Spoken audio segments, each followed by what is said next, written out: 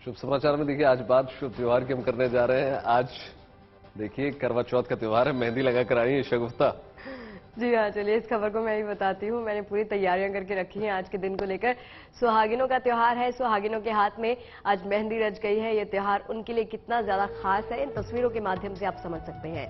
आज देखिए, न केवल पति की लंबी उम्र की कामना की जाती है, बल्कि सुहागिनें भगवान से सुखी जीवन का आशीर्वाद भी मांगती हैं। करवा चौथ पर सुलह श्रृंगार का रिवाज है। महिलाएं इस खास मौके पर सज धज कर व्रत करती हैं। करवा चौथ के मौके पर हाथों में मेहंदी लगवाने का चलन है। 5 तस्वीरें दिल्ली, गोरखपुर, गुरदासपुर, वाराणसी और मुरादाबाद से सामने आई, जहां पर बुधवार देर रात महिलाएं बाजार में मेहंदी लगवाती देखी गईं। अब मान्यता देखिए इसके साथ ये जुड़ी है कि करवा चौथ पर चंद्रदेव की पूजा अर्चना करके पति को दीर्घायु मिलती है। आज सभी को इंतजार उस चांद का भी होता है जिसके दीदार के बाद व्रत टूट जाता है। और चलिए आपको बताते हैं कि इस बार करवा चौथ का कौन सा अद्भुत संयोग बना है और आपको पूजा कब करनी है और कैसे करनी है।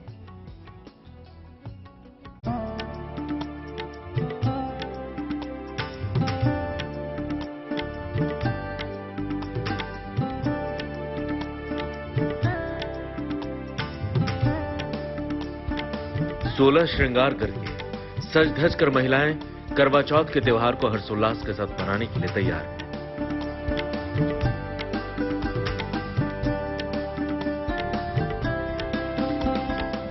कार्तिक महीने के कृष्ण पक्ष की चतुर्थी तिथि पर महिलाएं अपने पति की लंबी उम्र और सुखी वैवाहिक जीवन की कामना के लिए निर्जला यानी बिना पानी पिए करवा चौथ का व्रत रखती हैं।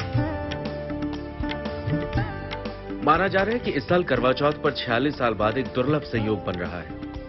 बरसों बाद आज ग्रहों की खास स्थिति बन रही है जो इस व्रत के महत्व को बढ़ा रही है। करवा चौथ का व्रत सर्वार्थ सिद्धि, बुधादित्य और महालक्ष्मी योग में रखा जा रहा है। करवा चौथ व्रत आज गुरुवार को पड़ा है और गुरु यानी बृहस्पति अपनी ही राशि मीन में विराजमान है। इससे पहले करवा चौथ पर ग्रह नक्षत्रों की ऐसी स्थिति 23 अक्टूबर 1975 को बनी थी। इसे बेहद मंगलकारी और शुभ संयोग वाला माना जा रहा है। करवा चौथ का व्रत कार्तिक मास में कृष्ण पक्ष की चतुर्थी को रखा जाता है। आज चतुर्थी तिथि सुबह 1:59 से शुरू हो चुकी है और यह कल सुबह 3:08 पर खत्म होगी। अब आपको आज करवा चौथ के व्रत और पूजा अर्चना के लिए शुभ मुहूर्त के बारे में बताते हैं। करवा चौथ की पूजा का मुहूर्त शाम 6:17 से शाम 7:31 तक रहेगा। करवा चौथ का व्रत समय सुबह 6:32 से रात 8:48 तक है। इस बार करवा चौथ पर चांद देखने का समय रात 8:09 बताया जा रहा है। हालांकि हर शहर और इलाके में चांद के दर्शन का समय अलग अलग हो सकता है। अब जान लीजिए कि करवा चौथ के शुभ योग किस समय बनेंगे। करवा चौथ के दिन ब्रह्म मुहूर्त सुबह 4:54 से सुबह 5:43 तक रहेगा। अभिजीत मुहूर्त सुबह 11:44 से दोपहर 12:30 तक रहेगा, जबकि अमृत काल शाम 4:08 से 5:50 तक रहेगा। अब आपको बता दें कि करवा चौथ की पूजा विधि क्या है। सुबह स्नान के बाद व्रत का संकल्प लें। पहले हाथ में गंगा जल लेकर भगवान का ध्यान करें, फिर जल को किसी गमले में डाल दें। इस व्रत में पूरे दिन निर्जला उपवास रखा जाता है। पीली मिट्टी से माता गौरी की मूर्ति बनाएं। उन्हें लाल चुनरी, बिंदी, सुहाग सामग्री, रोली, चंदन, अक्षत, पुष्प, नैवेद्य अर्पित करें।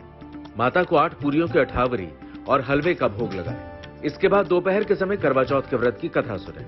रात को चंद्रोदय के समय चंद्रमा को अर्घ्य दें और पति की लंबी उम्र की कामना करें। इसके बाद एक छलनी लेकर चंद्रमा का दर्शन करें और उसी छलनी से पति को देखें। अंत में पति के हाथों से जल ग्रहण करें और व्रत खोलें। इसके बाद सास और घर में मौजूद किसी बुजुर्ग महिला के पैर छूकर उनका आशीर्वाद लें। मान्यता है कि करवा चौथ का व्रत रखने से सुख सौभाग्य मिलता है और दाम्पत्य जीवन में प्रेम बरकरार रहता है। रात में चंद्रमा के दर्शन के बाद इस व्रत को खोलने की परंपरा है। करवा चौथ का चांद हमेशा छलनी से ही देखा जाता है। पौराणिक कथाओं के अनुसार चंद्रमा को ब्रह्मा का रूप कहा जाता है। ये सुंदरता, सहनशीलता और प्रेम का प्रतीक है। कहा जाता है कि जब महिलाएं छलनी से चांद देखने के बाद अपने पति को देखती हैं तो उनमें भी वो गुण आ जाते हैं। ये भी माना जाता है कि करवा चौथ का चंद्रमा कार्तिक का चंद्रमा है, जिसे भगवान शिव और उनके पुत्र भगवान गणेश का एक रूप माना जाता है। इसलिए विवाहित महिलाएं छलनी से चंद्रमा को देखकर उन्हें सम्मान देती हैं। इसके अलावा करवा चौथ पर छलनी से चांद देखे जाने के संबंध में कई कहानियां भी हैं। एक कहानी करवा नाम की महिला की है, जिसने यमराज से अपने पति की जान वापस ली। इसी तरह वीरमती नाम की महिला की भी कहानी है, जिसने पति के प्राण वापस लेने के लिए कठोर तप किया। तो परंपरा के अनुसार करवा चौथ का व्रत शुरू हो चुका है। सुहागिनें दिन भर का उपवास रखेंगी और फिर रात को चांद का दीदार करने के बाद व्रत समापन करेंगी। ये व्रत बेहद कठिन है, लेकिन इसके साथ सुखी और खुशहाल दाम्पत्य जीवन की कामना भी जुड़ी हुई है, जो देश और समाज में महिलाओं के त्याग और परिवार के प्रति उनके लगाव को जाहिर करती है। यही कारण है कि हजारों साल से हिंदुस्तान में करवा चौथ की परंपरा जारी है। Bureau report, good news today. चलिए, मैंने तो मेहंदी लगा ली, मैं तो इस त्योहार को मना रही हूँ, व्रत भी रखा है, क्योंकि सभी जानते हैं कल से ही। आपके लिए किसी ने व्रत रखा है क्या? उसके लिए शादी होना जरूरी है शगुफ्ता। नहीं, शादी से पहले भी रख सकते हैं वैसे। बुलेटिन के बाद पता करता हूँ। ठीक है। देखिए, हिंदुस्तान के हर त्योहार का रंग अलग ही होता है, हर त्योहार की अपनी खूबी होती है। करवा चौथ उन्हीं खास त्योहारों में से एक माना जाता है। करवा चौथ की त्योहारों में महिलाएं जो है काफी पहले से जुट जाती हैं। ऐसे में बाजार जो है गुलजार हो जाते हैं। हम आपको देश भर से आ रही तमाम तस्वीरें दिखा रहे हैं। देर शाम तक शहर शहर बाजारों में खरीदारी के लिए महिलाओं ने जमकर खरीदारी की। 5 तस्वीरें आपके टेलीविजन स्क्रीन पर आप देख सकते हैं कि कैसे दिल्ली के अलावा देश के तमाम अलग अलग शहरों में भी बाजार गुलजार है और जबरदस्त रौनक नजर आ रही है। अलग अलग तस्वीरें अलग अलग शहरों से, रंग और उमंग हर ओर अपनी छटा बिखेर रहा है।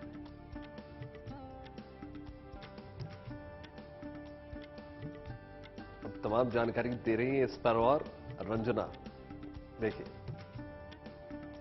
तो देश भर में करवा चौथ का जो त्योहार है वो धूमधाम से मनाया जा रहा है और इसके साथ ही बढ़ गई है देश में होने वाली शॉपिंग। और शॉपिंग का जब जिक्र होता है तो सबसे ज्यादा महिलाएं जो होती हैं वो ज्वेलरी पर उनका जो मन होता है पूरी तरीके से वो आ ही जाता है। तो इस वक्त मैं नोएडा के सेक्टर 18 के मशहूर मार्केट में इस वक्त मौजूद हूं, जहां पर देख सकते हैं कि तरह तरह की जो ज्वेलरीज हैं वो आई हुई हैं। हर एक पैटर्न की, हर एक डिजाइन की, हर एक कैटेगरी के यहाँ पर जो ज्वेलरीज हैं वो यहाँ पर मौजूद हैं। जो ज्वेलरी विक्रेता है थोड़ी सी उनसे हम बात कर लेते हैं कि क्या कुछ इस वक्त खास आया हुआ है। भैया जरा ये बताइए, इस वक्त क्या कुछ खास आया हुआ है ज्वेलरी में? ज्वेलरी में बैंगल ज्यादातर चलती हैं। करवा चौथ को लेकर किस तरीके की डिमांड्स आ रही हैं? ज्वेलरी नॉर्मल ज्वेलरी चलती है, बाकी इसमें आपका कड़े वगैरह फैंसी ज्यादा चलते हैं जी। इसमें मेकअप आर्टिस्ट जितने इस साइड जो मैं देख पा रही हूँ बहुत ज्यादा हैवी ज्वेलरी जो है वो यहाँ पर है, लेकिन जैसा कि जो विक्रेता है उनका कहना है कि लाइट ज्वेलरी की डिमांड है, और वो भी क्यों ना क्योंकि ट्रेंड में थोड़ी ये चल रही है। हालांकि बैंगल्स की डिजाइन यहाँ पर देखिए बेहद खूबसूरत है, अलग अलग तरीके की बैंगल्स हैं और अलग अलग कलर्स की भी हैं। और ये देखिए यहाँ पर बिल्कुल पेस्टल से कलर हैं और यहाँ पर पर्ल की डिजाइन भी है, अगर आप पर्ल्स को पसंद करती हैं। इसके अलावा यहाँ पर जो ये है मेटेलिक भी है, देखिए आपको चाहिए तो गर्ल्स को ये बहुत ज्यादा पसंद आता है मेटेलिक डिजाइन। तो मेटेलिक में भी यहाँ पर रोज गोल्ड है, सिल्वर है, गोल्ड है। इसके अलावा तमाम तरीके की ये देखिए ब्राइडल बैंगल्स भी यहाँ पर मौजूद हैं जो थोड़ी सी हैवी होती हैं, तो अगर आप हैवी डिजाइन पसंद करने वालों में से हैं। इसके अलावा सिल्वर बहुत ज्यादा ट्रेंड में होता है, किसी भी फेस्टिवल की जरूरत नहीं है सिल्वर ज्वेलरी को, तो इस तरीके के सिल्वर बैंगल्स भी यहाँ पर मौजूद हैं। तो अगर आप ज्वेलरी के शौकीन हैं तो आप यहाँ आ सकते हैं और खूबसूरत सी ज्वेलरी के लिए यहाँ पर शॉपिंग कर सकते हैं। खूबसूरत सी ज्वेलरी की शॉपिंग कर ली आपने। अब आपको यूपी के शहर कानपुर ले चलते हैं। करवा चौथ का रंग यहाँ भी देखते ही बन रहा है। चलिए आपको दिखाते हैं देर शाम तक कैसी नजर आई यहाँ पर बाजारों की रौनक। देखिए, वैसे तो कार्तिक का महीना ही पर्वों और त्योहारों के लिए जाना जाता है, लेकिन महिलाओं को खास तौर पर जिस पर्व का सबसे ज्यादा इंतजार होता है वो है करवा चौथ। पति की लंबी उम्र और सौभाग्य के लिए ये किया जाता है। और कानपुर के विकासनगर के मार्केट में जिस तरह से करवा चौथ से पहले होता है कि मेहंदी सबसे ज्यादा जरूरी है, क्योंकि श्रृंगार इस पर्व का एक अहम हिस्सा है। तो बहुत खूबसूरत मेहंदी लगाई जा रही है और मेहंदी लगवा रही हैं महिलाएं यहाँ बैठ करके। ये बताइए, तैयारी आपकी बाकी पूरी हो गई कि नहीं? मेहंदी आप लगवा रही हैं? तैयारियां चल रही हैं अभी, लास्ट मोमेंट तक होती रही? होती रहती हैं तैयारियां। तो क्या क्या आपने इस बार ड्रेस क्या खरीदी, क्या तैयारी की? मैंने नई साड़ी, चूड़ियां, करवा और थाली, बिंदी चूड़ी। बिल्कुल श्रृंगार का जो भी सामान है, क्योंकि माता पार्वती और उनके पुत्र गणेश और महादेव से भी ये जुड़ा हुआ है, तो इसलिए श्रृंगार माँ पार्वती की कोई भी पूजा होती है तो उसका अहम हिस्सा होता है। ये बताइए, हम लोग श्रृंगार की बात करें, हम देख रहे हैं मेहंदी लग रही है, लेकिन पूजा खास तौर पर जब होती है करवे की और जो सीख है उसमें कांच की, वो बहुत जरूरी सामान है, तो उसकी खरीदारी हो रही है यहाँ? जी बिल्कुल हो रही है, उसी की खरीदारी हो रही है। कस्टमर हमारे सारे यहाँ पर हैं और वही सामान हम बेच रहे हैं जी। और ये बताइए, एक तो करवा चौथ ऐसा त्योहार है जिसमें श्रृंगार का बहुत ज्यादा महत्व है, तो हम देख रहे हैं कि इसमें रंग बिरंगी चूड़ियां भी यहाँ पर हैं। हम देख रहे हैं कि आप पूजा के लिए सामान खरीद रही है, तो पूरा उत्साह है, तैयारी पूरी है? हाँ पूरी है। क्या क्या खरीदा आपने? अभी हमने कैलेंडर खरीद लिया और ये खरीद लिया। ये बहुत जरूरी है। ये बहुत जरूरी होती है, हाँ ये बहुत जरूरी होता है। और ये थाली खरीदने आए हैं और ये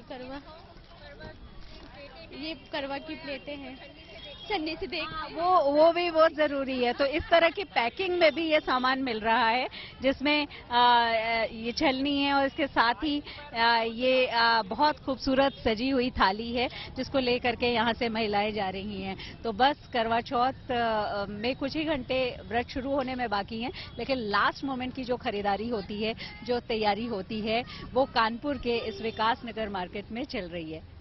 वीडियो जर्नलिस्ट रोहित मिश्रा के साथ शिल्पी सेन, कानपुर। तो तमाम सुंदर डिजाइन है और खूबसूरत कलाकारी है। बात उस कलाकारी की करते हैं जो अब दुनिया भर में अपनी अलग पहचान बना रही है। गुलाबी मीनाकारी वाराणसी की बारीक और मनमोहक शिल्पकला है जो खत्म होने की कगार पर पहुंच चुकी थी, लेकिन प्रधानमंत्री नरेंद्र मोदी ने इसमें नया रंग भर दिया और ये कला फिर से अब निखरने लगी है। दीपावली के मौके पर इनको ढेरों ऑर्डर्स मिल रहे हैं। देखिए,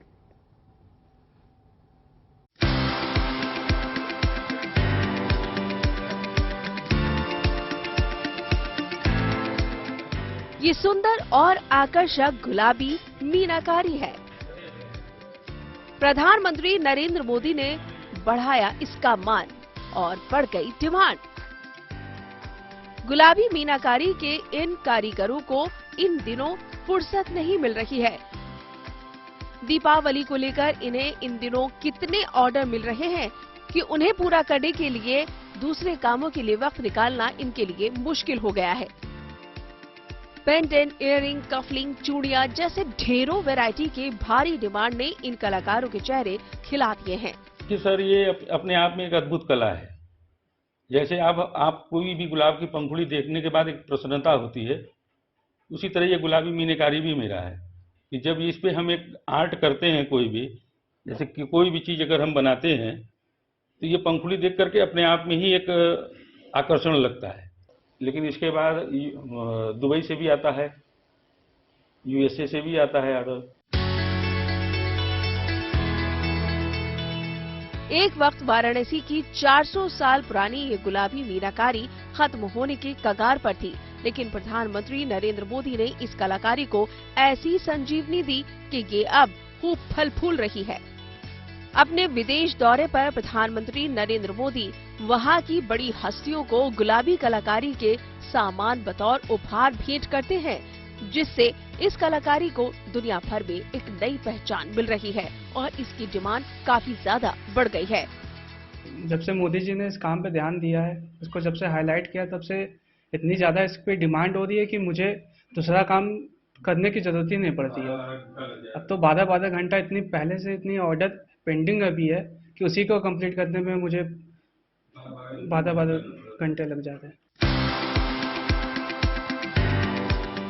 सरकार के वन डिस्ट्रिक्ट वन प्रोडक्ट योजना से इस गुलाबी मीनाकारी के काम में इतनी तेजी आ गई है।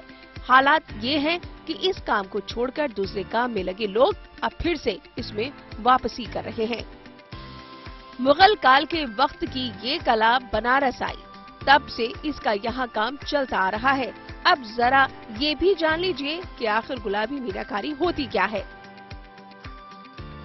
ये भारत के दुर्लभ शिल्पों में से एक है। वाराणसी में गाय घाट की गलियों में ये शिल्प की जाती है। इसमें धातु की सतह की अलग अलग रंगों से रंगाई की जाती है, जिसमें गुलाबी रंग प्रमुख है, इसीलिए इसका नाम गुलाबी मीनाकारी है। कभी मूर्तियों और शो पीसेस के लिए मशहूर रही ये कलाकारी अब ज्वेलरी के बाजार में भी अपनी छाप छोड़ रही है। वाराणसी से ब्रजेश कुमार के साथ bureau report, good news today. Kashi Vishwanath और उज्जैन धाम को संवारने सजाने के बाद अब बारी बाबा बद्री विशाल धाम की आ गई है, क्योंकि प्रधानमंत्री नरेंद्र मोदी की महत्वाकांक्षी परियोजनाओं पर तेजी के साथ काम आगे बढ़ता जा रहा है। उनके ड्रीम प्रोजेक्ट में बाबा बद्री विशाल के दरबार का उद्धार भी शामिल है, जिससे पहले फेज का काम अब पूरा होने की तरफ लगातार बढ़ता जा रहा है, क्योंकि प्रोजेक्ट का तीनों फेज पूरा होने के बाद बद्रीनाथ धाम और ज्यादा भव्य और साथ ही साथ दिव्य भी दिखाई देगा।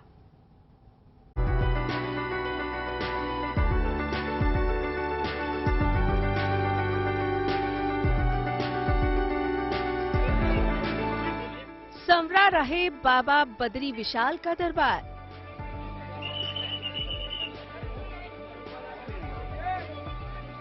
प्रधानमंत्री नरेंद्र मोदी के ड्रीम प्रोजेक्ट पर तेजी से चल रहा है काम। केदारनाथ धाम की तर्ज पर बद्रीनाथ धाम को विकसित करने के पहले फेज में 5 प्रोजेक्ट पर काम चल रहा है। मास्टर प्लान के तहत इस समय बद्रीनाथ धाम में शेष नेत्र और बद्री झील का सौंदर्यीकरण किया जा रहा है। 3 चरणों में बुनियादी ढांचे का विकास कर बद्रीनाथ धाम का कायाकल्प किया जा रहा है। मास्टर प्लान के तहत मंदिर के चारों ओर यात्रियों के आने जाने की सुविधा को बेहतर करने के साथ ही बाकी व्यवस्थाएं भी ठीक की जाएंगी। बद्रीनाथ धाम में जारी रिकॉर्ड यात्रा के बीच पहले फेज का काम भी रफ्तार में है। पहले चरण का काम 50 से 70% तक हो चुका है और जल्द ही पहले चरण का काम निपटा लिए जाने की उम्मीद है। देखिए, जो फेज 1 के कार्य हैं, इसमें 5 प्रोजेक्ट हैं। प्रत्येक प्रोजेक्ट की एक समय सीमा, अपनी अलग अलग समय सीमा है। सभी प्रोजेक्ट का काम लगभग 50 से 70% पूरा हो चुका है और सभी प्रोजेक्ट अपनी समय सीमा के अंतर्गत पूरे कर लिए जाएंगे। 424 करोड़ रुपए के मास्टर प्लान के तहत बद्रीनाथ धाम को संवारने का काम चल रहा है। पूरा काम पीएमओ की निगरानी में हो रहा है। पहले चरण का काम पूरा होने के बाद दूसरे चरण में बद्रीनाथ के मुख्य मंदिर और उसके आसपास सौंदर्यीकरण का काम होगा, जबकि अंतिम चरण में मंदिर से शेष नेत्र झील को जोड़ने वाले आस्था पथ का निर्माण भी होगा। तीनों फेज पूरा होने के बाद बद्रीनाथ धाम की तस्वीर बदल जाएगी और यहाँ के भव्य और दिव्य स्वरूप का दर्शन होगा। चमोली के जोशी मठ से कमल नयन के साथ bureau report, good news today. Uttarakhand में हो रही बारिश और बर्फबारी भी श्रद्धालुओं के हौसले को डिगा नहीं पा रही है। ठंड बढ़ने पर भी वो केदारनाथ से लेकर गंगोत्री और यमुनोत्री पहुंच रहे हैं। दर्शन और पूजा अर्चना करने के लिए तीनों जगह भक्तों का तांता लगा हुआ है।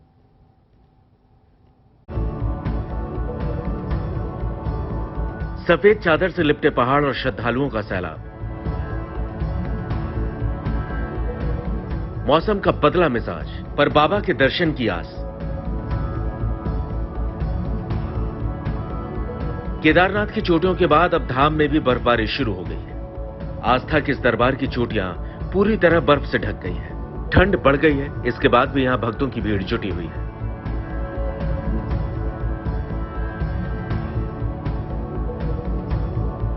बाबा केदारनाथ के दर्शन के लिए यहां लगातार श्रद्धालुओं का पहुंचना जारी है। बर्फबारी और ठंड के बीच यहां करीब 1 किलोमीटर दूर तक भक्तों की कतार लग रही है। हर दिन 14,000 से 15,000 यात्री यहां पहुंच रहे हैं, जिसके चलते श्रद्धालुओं को बाबा के दर्शन के लिए कतार में लंबा इंतजार करना पड़ता है।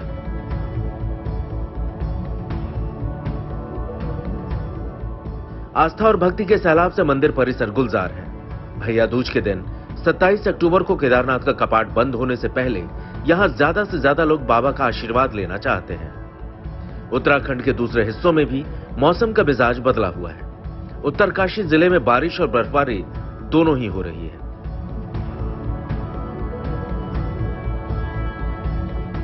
मौसम के इस बदले रुख के बाद भी गंगोत्री और यमुनोत्री में श्रद्धालु डटे नजर आते हैं। दोनों धामों की ऊंची पहाड़ियां सफेद चादर में लिपटी हुई है। बारिश और बर्फबारी के बीच भी भक्त मां गंगा की आराधना के लिए यहां लगातार पहुंच रहे हैं। तापमान में गिरावट से ठंड बढ़ गई है।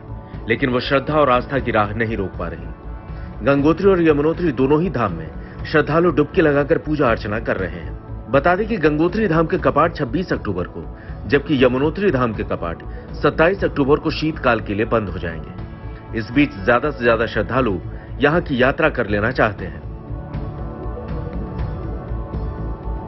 रुद्रप्रयाग से प्रवीण सेमवाल और उत्तरकाशी से ओंकार बहुगुणा के साथ bureau report, good news today.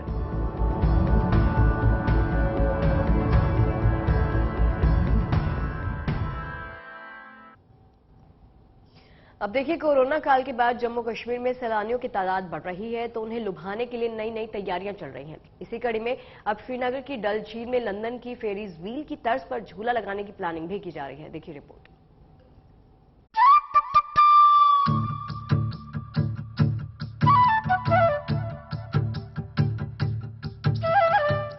एक तरफ ब्रिटेन में टेम्स नदी पर स्थित लंदन आई, तो दूसरी तरफ है हिंदुस्तान की शान श्रीनगर की डल झील। हम ये दो तस्वीरें आपको इसलिए एक साथ दिखा रहे हैं क्योंकि आने वाले दिनों में लंदन आई जैसा झूला श्रीनगर में डल झील पर भी देखने को मिल सकता है। अब जम्मू कश्मीर सरकार श्रीनगर की विश्व प्रसिद्ध डल झील में लंदन आई की तर्ज पर ही श्रीनगर आई बनाने के लिए विचार विमर्श कर रही है। अगर ऐसा हुआ तो डल झील में शिकारों पर मस्ती के साथ साथ लोगों को यहाँ झूले से और भी शानदार नजारे देखने को मिल सकेंगे। हालांकि ये सपना साकार होने में थोड़ा समय लगेगा क्योंकि इसकी एक लंबी प्रक्रिया है जिसके लिए कई जरूरी पहलुओं पर राय विचार के बाद ही कोई अंतिम फैसला लिया जाएगा। लेकिन सूत्रों की माने तो डल झील में एक टापू को श्रीनगर आई बनाने के लिए चुन लिया गया है और यहाँ से इस सिलसिले में स्टडी शुरू भी की जा चुकी है। अगर ये मुमकिन हुआ तो धरती की जन्नत कहे जाने वाले कश्मीर में सैलानियों के लिए एक और आकर्षण का नया केंद्र बन जाएगा। हम चाहते हैं कि दुनिया के हर कोने से कश्मीर में लोग आए, because this is such a wonderful place to live and यहाँ पर इतनी खूबसूरत जगहें हैं। सो मेरा मैसेज सबके लिए यही है कि they can visit Kashmir, it's very peaceful. जो तासुरात दिए गए हैं दुनिया में या बहुत सारी जगह इन इंडिया एज वेल, तो सबसे मेरी रिक्वेस्ट है कि आप कश्मीर आइए, please enjoy the nature, it's such a beautiful place. अभी विंटर भी आने वाले हैं। माना जा रहा है कि लंदन आई की तर्ज पर श्रीनगर आई बनाने के लिए डल झील को ही इसलिए चुना गया क्योंकि कश्मीर में ये सैलानियों के आकर्षण का सबसे बड़ा केंद्र है। कोरोना काल के बाद बदलते हालात में श्रीनगर समेत कश्मीर में सैलानियों की तादाद काफी बढ़ी है। लोग यहाँ आकर काफी खुश हैं और बार बार यहाँ आना चाहते हैं। मैं कम से कम 10वीं 12वीं बार आ रहा हूँ। मुझे कश्मीर बहुत पसंद है, स्पेशली ये श्रीनगर। और मतलब ये फैमिली का फर्स्ट टाइम था तो बहुत अच्छा लगा हमें आके, बहुत सेफ, सारा कुछ बहुत बढ़िया है यहाँ पे। हम फॉरेन में जाते हैं, मुझे लगता है ये उससे भी ज्यादा ब्यूटीफुल है। और जैसे लोग बोलते हैं सेफ नहीं है, सेफ नहीं है, मुझे ऐसा कुछ नहीं लगा, मुझे तो बिल्कुल सेफ लगा। आप रात के 11 बजे तक लेक पे घूम रहे हो, बिल्कुल सेफ है। 370 हटने के बाद माहौल बदला है, कश्मीर की फजा बिल्कुल बदल चुकी है। तो यहाँ पर्यटन को बढ़ावा देने के लिए कई कदम उठाए जा रहे हैं और इसी कड़ी में अब लंदन आई जैसे झूले की परिकल्पना की जा रही है जो यहाँ टूरिज्म को और भी बढ़ावा दे सकती है। अशरफ वानी के साथ bureau report, Srinagar, good news today.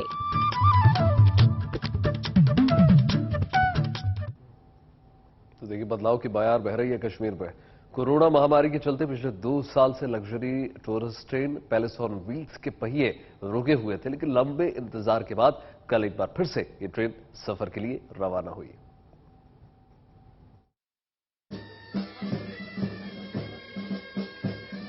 देश की मशहूर luxury train palace on wheel एक बार फिर शाही सफर पर रवाना हो चुकी है।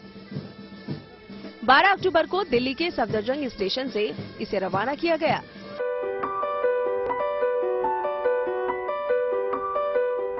ये दुनिया की दूसरी सबसे लग्जरी ट्रेन है जिसके हर कोच में राजसी झलक देखने को मिलती है। साथ ही इसमें खातिरदारी भी शाही अंदाज में की जाती है। नहीं, मैं ये समझता हूँ कि देश के पर्यटन विकास के दृष्टि से पैलेस ऑन व्हील्स हमारे लिए एक बड़े गौरव की बात है हमारे लिए एक बड़ी शान की बात है। ये 2-3 साल के अंतराल से पैलेस ऑन व्हील्स फिर अब पटरियों पर दौड़ना शुरू कर रही है। दुनिया में इस तरह की 10 ट्रेनें अलग अलग मुल्कों में चलती हैं, लेकिन ये पहली ट्रेन ये 2-3 साल के अंतराल के बाद शुरू हो रही है। राजस्थान की संस्कृति, राजस्थान का इतिहास, राजस्थान की वेशभूषा, राजस्थान का सारा कला का क्षेत्र, वहाँ का किस तरह का जनजीवन है, वो सारा का सारा देखने का एक मौका आने वाले तमाम पर्यटकों को, देश के विदेशों के सभी लोगों को देखने का मौका मिल रहा है। ये ट्रेन दिल्ली से सवाई माधोपुर, जयपुर, चित्तौड़गढ़, उदयपुर, जैसलमेर, जोधपुर, भरतपुर और आगरा में रुकेगी। इन जगहों पर सैलानियों को यहाँ के प्रमुख पर्यटन स्थलों पर सैर सपाटे का मौका मिलेगा। कोरोना काल के दौरान 2 साल तक ट्रेन के सफर पर ब्रेक लग गया था। अब एक बार फिर से इस सफर की शुरुआत हुई है, तो इसका पूरा लुक बदला बदला नजर आ रहा है। इस ट्रेन के 2 कोच में शानदार रेस्टोरेंट बनाए गए हैं, जिनमें भारतीय, चाइनीज और कॉन्टिनेंटल फूड मिलते हैं। इसके अलावा इसमें स्पा और हेल्थ क्लब की सुविधा भी दी जा रही है। इस ट्रेन की सबसे खास बात यह है कि इसके स्पेशल लग्जरी स्वीट, इनका किराया 5,35,000 रुपए है। पैलेस ऑन व्हील्स में 22 कोच हैं। इनमें से 14 कोच को लग्जरी रूम की तरह से तैयार किया गया है। पैलेस ऑन व्हील्स के सफर को करीब 40 साल हो चुके हैं। 70,000 से ज्यादा लोग इस शाही ट्रेन में सफर भी कर चुके हैं, जिनमें ज्यादातर विदेशी मेहमान हैं। पैलेस ऑन व्हील्स को अब भारत गौरव ट्रेन योजना के तहत चलाया जा रहा है। अभी इसका संचालन राजस्थान पर्यटन विकास निगम ही कर रहा है। Bureau report, good news today.